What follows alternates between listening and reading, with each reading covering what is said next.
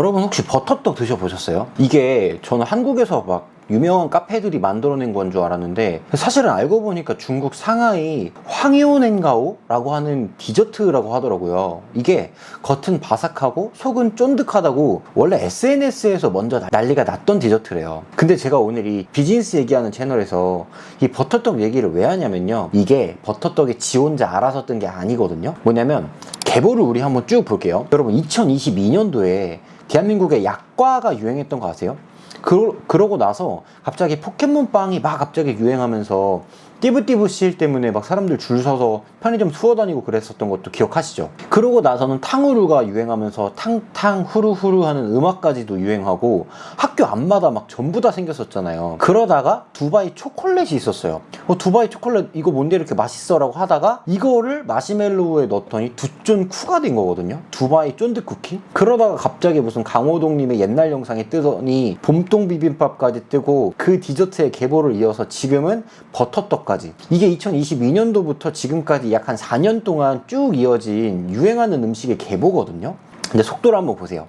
처음에는 연단이었어요. 지금은 거의 월단이에요. 실제로 3월 1일에는 검색량이 0이었던 버터떡이 3월 10일에는 최고치 100%를 찍은 거거든요. 그러니까 열흘 만에 봄동 비빔밥에서 버터떡으로 싹 넘어갔다는 얘기죠. 그리고 여러분 탕후루 기억하시죠? 그때 달콤 왕가 탕후루라고 하는 프랜차이즈가 있었는데 이 가맹점이 여러분 43곳에서 530곳으로 늘었다가 현재는 150곳 정도로 줄었거든요. 12배 급등했다가 3분의 1로 폭락한 거예요. 이 숫자 안에 오늘 제가 이야기하려고 하는 게 전부 다 들어있어요. 자, 오늘 이 영상은요, 트렌드를 쫓지 마세요 뭐 이런 영상이 아니에요. 그냥 트렌드 사이클이 돌아가는 구조를 한번 분해해보고자 하는 그런 영상이거든요. 제가 많은 분들 사업 컨설팅을 하면서 막 트렌드 타시려다가 말아먹은 분들 진짜 많이 봤거든요. 그리고 저도 사실 그런 부류 중에 하나잖아요. 근데 그런 분들, 그리고 그런 사람들의 공통점이 하나가 있는데 그게 바로 오늘 이야기할 내용이에요. 영상 마지막에는요, 지금 여러분들이 관심 있어 하는 트렌드가 어느 단계에 있는지 빠르게 진단하는 방법에 대해서 제가 드릴 거고, 이걸 모르면 평생 남들이 만들어 놓은 사이클에 돈만 태우게 되는 거예요.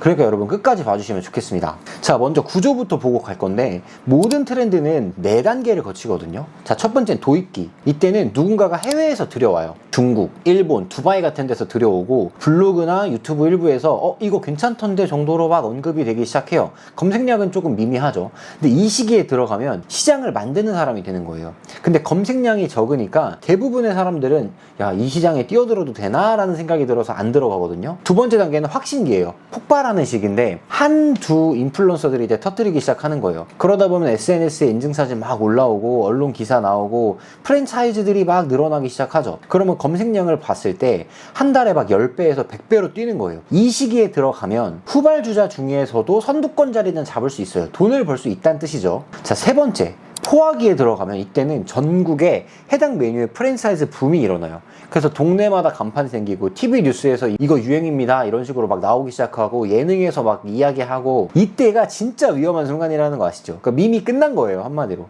그래서 대부분 사업자분들이 여기에 들어가요. 막 뉴스에 나오는 거 보니까 아직 되나 보다 이러면서. 근데 사실은 엄청 늦은 거라는 거죠. 시장 포화 직전이라는 뜻이에요. 자, 그 다음에 4단계는 소멸기거든요. 붕괴하는 단계예요. 다음 트렌드가 나오는 거죠. 본인은 아직 오픈한 지 1년도 안 됐는데 사람이 안 와. 가격을 내려도 안 와. 왜냐면 고객들은 이미 다음 트렌드로 넘어갔기 때문인 거예요. 탕후루집이 아까 제가 말씀드렸던 530곳에서 150곳이 된 이유가 지금 이 4단계에서 일어난 일인 거예요. 여기서 제가 진짜 핵심을 하나 드리면, 똑같은 아이템이라도 단계별로 결과가 완전 달라요. 도입기에 들어간 1호점은 대박이 나는 거고 포화기에 들어간 300점은 파산이 되는 거죠. 이거는 아이템 문제가 아니라 타이밍 싸움인 거예요. 타이밍 문제. 그러면 제가 4가지 인사이트를 좀 공유 드리려고 하는데, 첫 번째는 탕후루 가게 인사이트예요. 530곳에서 150곳이 됐다고 했잖아요. 이거를 구체적으로 한번 회부를 해볼게요. 자, 2022년도에 아까 이야기했던 그 탕후루 가맹점이 43곳밖에 안 됐어요. 이 시기에 들어가신 분들이 보통 대부분 도입기에 진입을 하신 거거든요. 경쟁도도 거의 없고 재료비도 싸고 마진도 좋았어요. 근데 2023년도에 불과 1년 만에 530곳으로 늘어납니다. 1년 만에 12배가 뛴 거예요. 뉴스에 막 나오고 학교 앞에 줄 서는 영상들이 돌고, 이때 들어가신 분들은 대부분 가맹점으로 들어갔어요. 그러다 보니까 인테리어 비용이나 로열티, 시설비 이런 데다가 수천만 원씩 끼고 들어가시는 거죠. 그러니까 이 시기에는 지금이라도 들어가야 된다라고 이렇게 생각하신 분들이 많았던 것 같아요. 이런 게 보통 포화기 진입입니다. 그리고 2024년도에는 150곳이 됐죠. 3분의 1로 줄어든 거예요. 폐업한 게 400곳이라는 뜻이거든요. 남아 있어도 매출이 떨어졌을 거고, 그러면 왜 이렇게 됐냐? 2024년도부터 두바이 초콜릿이라는 게 등장했거든요. 이미 탕후루 그 다음 디저트 트렌드가 들어온 거예요. 고객들은 금방 갈아탔잖아요. 근데 수천만 원 이미 돈을 썼는데 이 가맹점주분들은 그거 어떻게 못 갈아타요? 당연히 못 갈아타지. 그러다 보니까 그 자리에 그대로 남아서 같이 침몰하는 겁니다. 아이템이랑 같이. 근데 여기에 진짜 잔인한 사실이 하나 있는 게, 폐업하신 400분 중에 대부분은 탕후루가 망한 거 아니야? 뭐 이렇게 생각하실 텐데, 그게 아니라 본인이 잘못된 단계에 들어가셨을 확률이 커요. 시장 탓이 아니라 어떻게 보면 진입했던 단계의 탓인 거죠. 자, 두 번째 인사이트는 뭐냐면 따라 들어가는 사람과 만드는 사람이에요. 자, 이게 두 번째인데, 이게 진짜 중요한 포인트예요. 트렌드를 따라 들어가는 사람이랑 만드는 사람은 아이템이 똑같아도 구조가 완전히 달라요. 자, 세 가지 구조 차이를 제가 드릴 건데, 첫 번째는 리스크 구조. 따라 들어가시는 분들은요, 고정비로 리스크를 잡아요. 그래서 인테리어, 가맹비, 임대료 이런 것들 매출이 안 나오면 그대로 손실이죠. 근데 만드시는 분들은 변동비를 리스크로 잡아요. 그래서 기존에 본인이 갖고 있던 채널이나 뭐 공간, 신메뉴에 하나 얻는 것 정도예요. 그러니까 이런 분들은 망해도 그냥 메뉴만 빼면 돼요. 잃을 게 없는 거죠. 자, 두 번째는 마진 구조예요. 따라 들어가시는 분들은요, 트렌드 재료가 비싼 시점에 사는 거예요. 그러다 보니까 주중쿠가 떴을 때 피스타치오 가격 폭등하고, 버터떡 뜨니까 지금 찹쌀가루가 108% 올랐거든요. 그러니까 재료 원가 자체가 높은 거예요. 만드시는 분들은 트렌드 직전에 확보를 싹 해요. 아무도 안 사니까 싸거든요. 그리고 본인이 처음 들여왔기 때문에 공급가부터 정하는 경우도 있고요. 자, 세 번째는 자산 구조예요. 따라서 들어가시는 분들은 사라진 트렌드랑 같이 전부 잃어버려요. 탕후루 가맹점이 탕후루가 사라지면서 그 자리가 그냥 쓸모 없어지잖아요. 근데 이 트렌드를 만드는 사람들은 트렌드가 사라져도 자산이 남아요. 팔로워나 고객 리스트, 브랜드 인지도, 공급망, 노하우 이런 것들이 남아서 다음 트렌드가 생기고 왔을 때 비슷한 시기에 그대로 올라타는 거죠. 이 세 가지 구조가 엄청나게 큰 차이거든요. 그래서 1년 후에는 같은 트렌드를 타고도 한쪽은 망하고 한쪽은 뜨는 이유가 바로 이거죠. 그래서 아이템이 아니라 어떻게 보면 구조가 더 중요한 거예요. 자, 그럼 세 번째 인사이트는, 그러면 도대체 왜 다 알면서도 99%가 포화기에 진입을 할까? 여기서 의문이 드실 거예요. 아니 진짜 다들 망할 거라는 걸 아는데 왜 들어가는 걸까? 이게 뭐냐면 답은 심리 상태예요. 이 세 가지 심리 상태의 함정이 있거든요. 첫 번째 함정은 뭐냐면 사회적 증거의 착각이에요. 뉴스에 막 나오고 프랜차이즈가 많으니까 야 이거 검증됐다 이렇게 생각을 하는 거죠. 맞아요, 검증된 거 맞죠. 근데 남들이 다 검증한 걸 지금 들어간다는 건 남들이랑 그 파이를 나눠 먹어야 된다는 뜻이에요. 그러니까 블루오션이 아니라 레드오션인 거죠. 자, 두 번째 함정은 뭐냐면 리스크 회피의 역설이에요.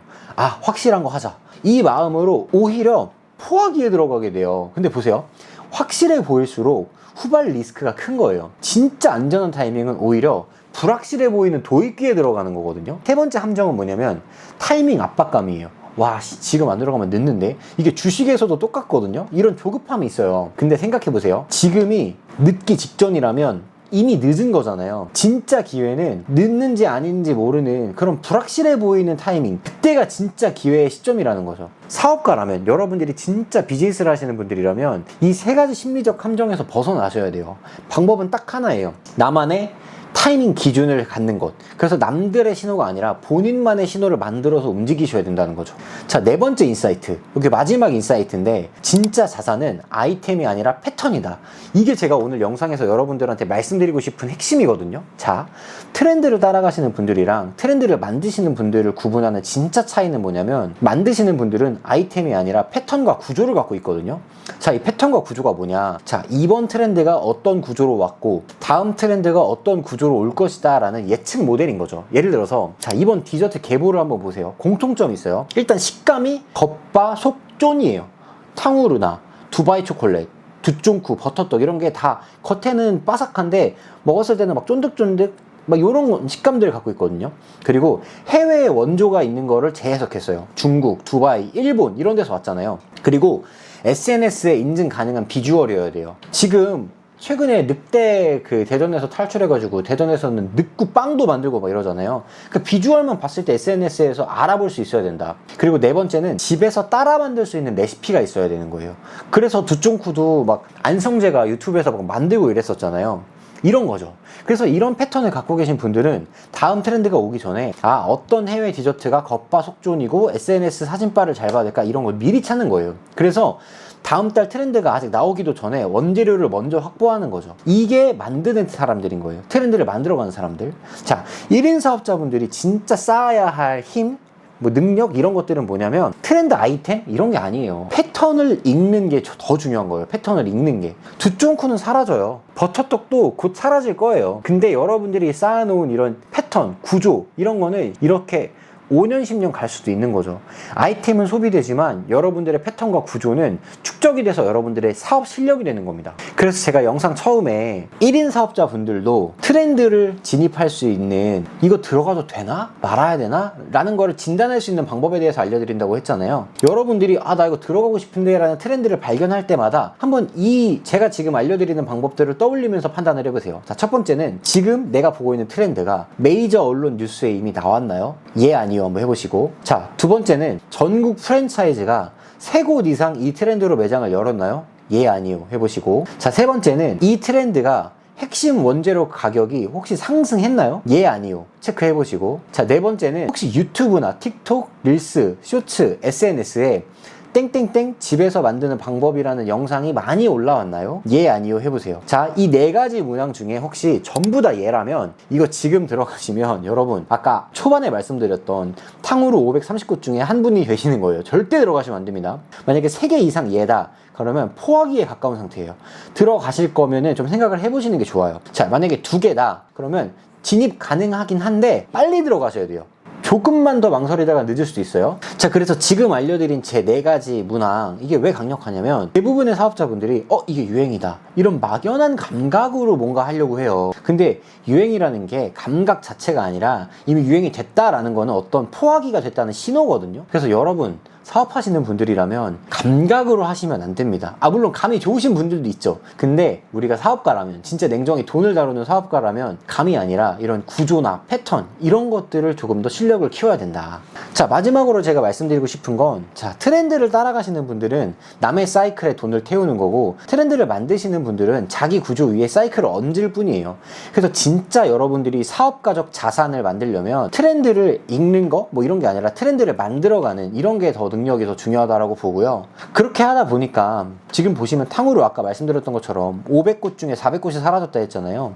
이거는 탕후루 아이템의 문제일까요? 아니에요. 잘못된 단계에 들어간 그 400명의 판단이 문제였던 거죠. 그리고 두쫑쿠가 가고 지금 버터떡이 왔잖아요. 아마 앞으로도 계속 똑같은 구조가 반복이 될 거예요. 누군가는 버터떡으로 가맹점을 열 수도 있거든요. 근데 그분들 2년 후 모습 지금 여러분들도 보이시죠? 아마 탕후루랑 비슷한 결과가 되지 않을까요? 반대로 말씀드리면 이 사이클을 이거 탕후루 때 봤던 그 패턴이네 라고 관찰만 하셔도 여러분들의 사업적 실력이 더 쌓이는 거예요. 그게 진짜 자산이고 5년 후에는 여러분들이 트렌드를 만드는 분이 되어 있으실 수도 있어요. 그래서 여러분들이 한번 해보시면 좋을 게 댓글에다가 내가 한번 따라 들어가려고 했다가 참았던 트렌드 이런 거 있으면 한번 적어보세요. 그러면 이런 것들을 적는 순간 여러분들의 실력이 쌓아지는 거거든요. 그래서 다음에는 제가 뭐 자영업 관련된 이야기를 좀 다뤄보려고 해요. 그래서 오늘도 제가 고정 댓글에다가 여러분들이 이런 인사이트나 사업 실력을 늘릴 수 있는 무료 전자책과 무료 강의를 준비를 해놨거든요. 그래서 고정 댓글에서 확인해가지고 많은 정보 가져가시고 다음에는 뭐 자영업이나 혹은 사업 인사이트에 대해서 재밌는 내용, 더 유익한 내용 영상을 준비하도록 하겠습니다. 감사합니다.